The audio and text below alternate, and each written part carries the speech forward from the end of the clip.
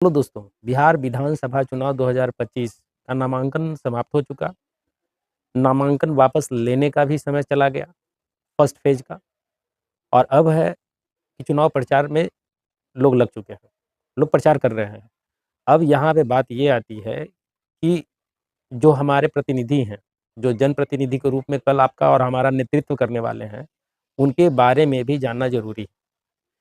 अभी हम जब देख रहे थे, एक वोटर हेल्पलाइन करके एक ऐप है, प्ले स्टोर में मिल जाएगा वो ऐप।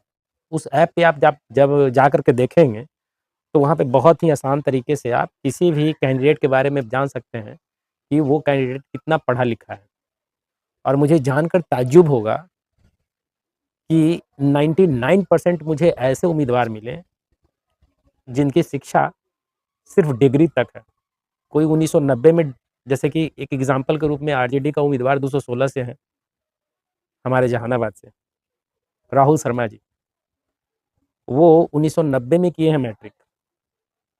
और उसके बाद उनको 10 सालों तक कुछ नहीं उनको याद आया। फिर 2001 में उन्होंने इंटर किया है और फिर एक ऐसे सब्जेक्ट में ऑनर्स किया है आईआईटीटीएम से, Indian institute of tourism and ऐसे करके कोई इंस्टीट्यूट है ग्वालियर में, भोपाल में। नाम पूरा पता नहीं है, लेकिन आईआईटीटीएम उसका है नाम, बताया जाता है।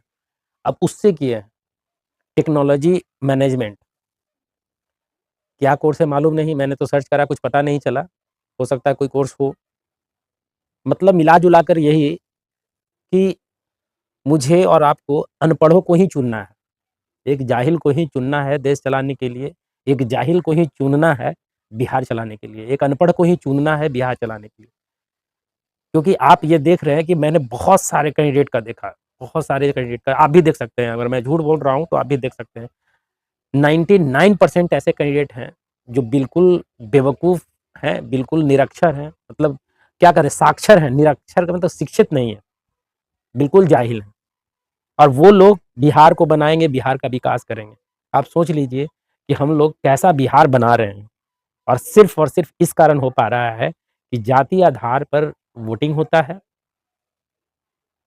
और पार्टी आधार पर वोटिंग होता है, धर्म आधार पर वोटिंग होता है, इस कारण ऐसा हो रहा है। मेरा तो मानना है कि आप कोई भी शिक्षित अच्छा उम्मीदवार है, निर्दलीय हो उसको वोट दीजिए। ज़रूरी नहीं है कि आम आदमी पार्टी से कोई अगर निरक्षर खड़ा हुआ है, कोई इलिजिबल खड़ा हुआ है, इनएलिजिबल खड़ा हुआ है, तो उसको वोट दिया जाए। बिल्कुल भी नहीं दिया देना चाहिए। तो हमारा ये मानना है कि जाहिलों को इस बार वोट ना करें। पढ़े-लिखे निरक्षर लोगों को, जो सिर्फ़ सर्टिफ़िकेट में पढ़े-लिखे हैं, उन लोगों को वोट ना करें। शिक्षित लोगों को वोट करें, जिनको सही में शिक्षा जिनकी ग्रेजुएशन फिज़िक्स में हुई हो, केमिस्ट्री में हुई हो, मैथमेटिक्स में हुई हो, ऐसा लगता है कि नहीं बंदा कहीं न कहीं तो मेहनत किया है, ऐसे लोगों को चुन कर भेजें। ऐसे लोगों को चुनकर बिल्कुल भी नहीं भेजें विधानसभा में, जो सिर्फ़ कमीशन की भाषा समझता हो, कमीशन की बात करता हो, क्योंकि ये लोग सिर्फ़ कमीशनखोर ही बनेंगे, जो खुद मैट्रिक पास है वो क्या जानेगा शिक्षा का महत्व। तो इसलिए मेरा मानना है कि इस बार शिक्षित लोगों को चुनें। अब ऐसे बहुत सारे हैं कैंडिडेट, बहुत लोगों का आप देख लीजिए ना कि आप हमारे जो गिरिराज सिंह हैं, उनकी भाषा से आपको क्या लगता है? आदमी पढ़ा-लिखा है? बिल्कुल भी नहीं। अरे बिहार के किसी भी नेता की जो भाषा है, उस भाषा से आपको क्या लगता है? वो पढ़ा-लिखा है? लगता है आपको? बिल्कुल भी नहीं लगता होगा आपको। ये लोग पढ़े-लिखे सही में नहीं हैं। ये लोग सिर्फ़ डिग्री ले रखे हैं। मैट्रिक का कहीं से, इंटर का कहीं से, बीए का कहीं से, एमए का कहीं से। ये सिर्फ़ इनके पास डिग्रियाँ हैं बस, और कुछ नहीं है। नॉलेज नाम का कोई चीज़ नहीं है इन लोगों के पास। तो इस बार वोट करते समय, और मेरा तो मानना है कि वोट करते समय क्या, इस बार किसी भी तरह से आप एनडीए समर्थित किसी भी उम्मीदवार को, चाहे कोई भी हो, वोट नहीं करना है। आप कुत्ता, बिलाई, छछूंदर इस सबको किसी को भी चुन सकते हैं, वो आपके काम आ सकता है, लेकिन ये लोग किसी के काम नहीं आ सकते हैं।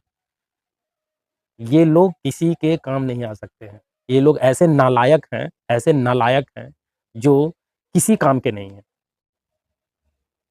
धन्यवाद।